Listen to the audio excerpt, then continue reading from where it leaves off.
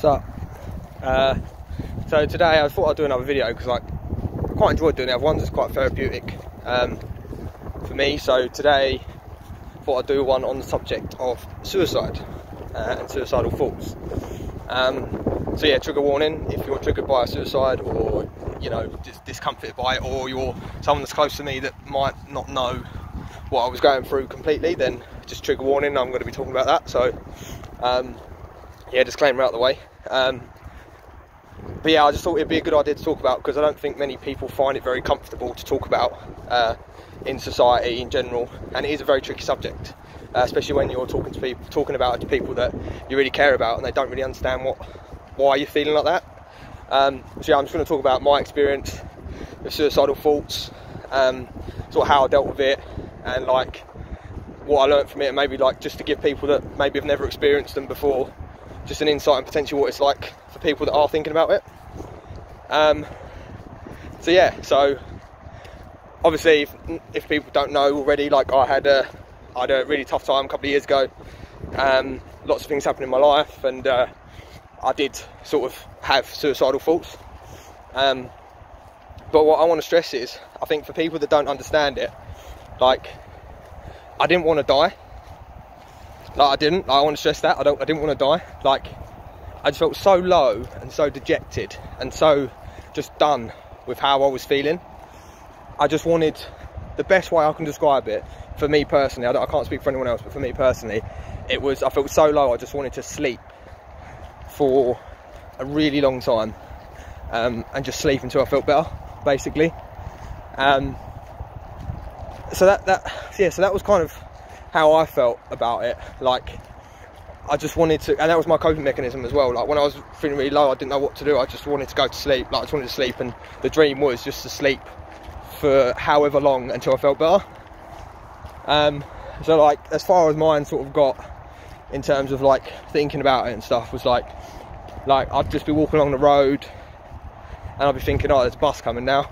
Like, I could just step out in front of it, or like there's on my way to work, like there's a tube coming. I could just step out. Like that's kind of as far as it got for me.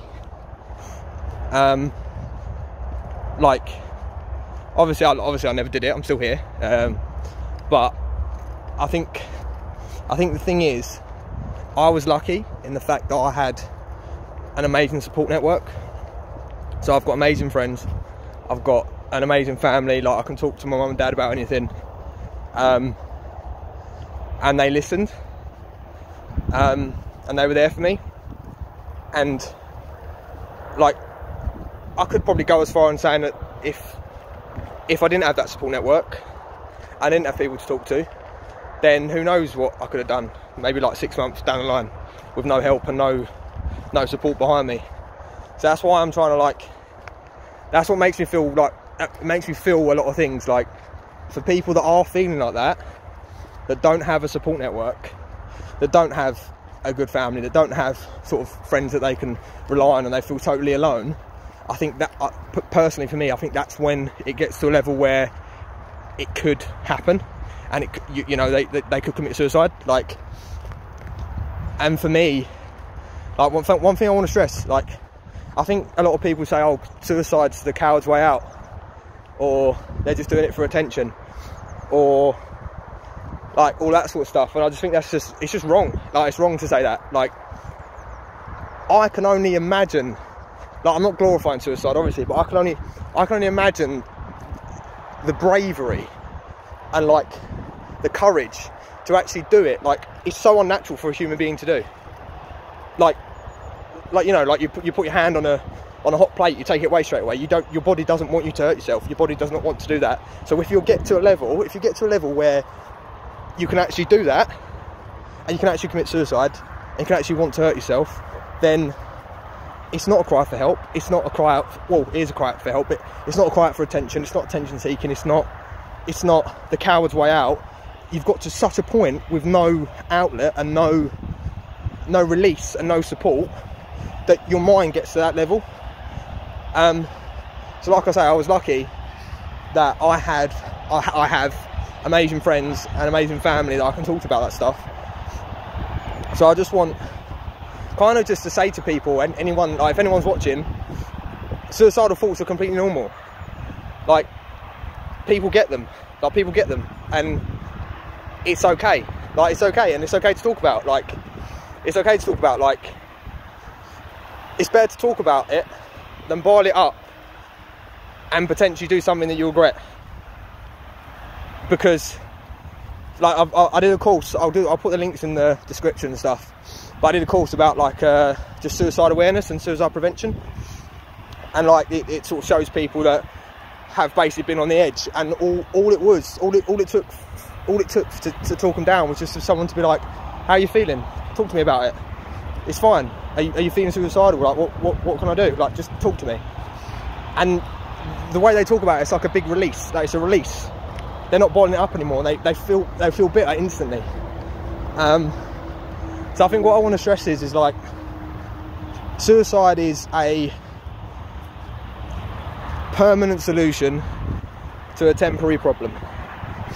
I know that's easy to say. I know that it's easy to say now when I'm feeling okay, but when I wasn't feeling okay, I would have told you to shut up and like go away, basically. Like, but it really is like, there's always something better. And if you are feeling like that, like, there are people you can talk to. You can talk to me. I'm one person. I'm not trained. I'm not professional. Like, but you can talk to me and just offload. Like, no problem at all. And I can point you out to like places like the Samaritans. Really helped me. I rang up the Samaritans a couple of times just to chat, someone to just air to. Like, if you haven't got that support network, there are people you can talk to. And I'll put like links in the description below. So yeah, I just wanted to just stress that things will get better. If you are having suicidal thoughts, like, I feel better now, but I think I've said it before, like, mental health is a continuum. Mental health, it's like a muscle. You're never completely good. You're never completely bad. You go up and down. So like, who knows? They might come back when I'm 40, when I'm 50, when I'm 26. Like, yeah, it's a spectrum. And if you are having suicidal thoughts, it's completely normal. You're not abnormal. If you need to speak to someone, come talk to me, message me, whatever. I can like give you some links if you don't want to talk to me. Like, you can just talk to whoever. But yeah, just like I say, it's a permanent fix to a temporary problem.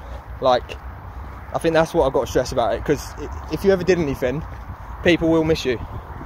People would miss you. Like they would. You might not feel it, and you might feel completely alone, but your life matters.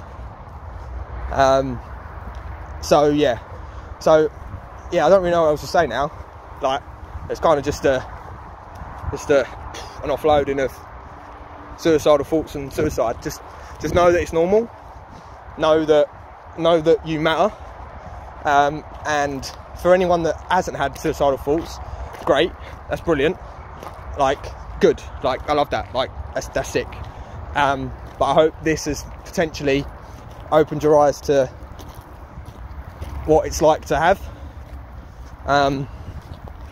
But yeah, like I say, if you need anything, you know where I am. I can show you links or show you who to talk to if you want to talk to someone. But yeah, have a beautiful day. You matter. And yeah, just be kind. Just carry on doing you. Sick. Adios.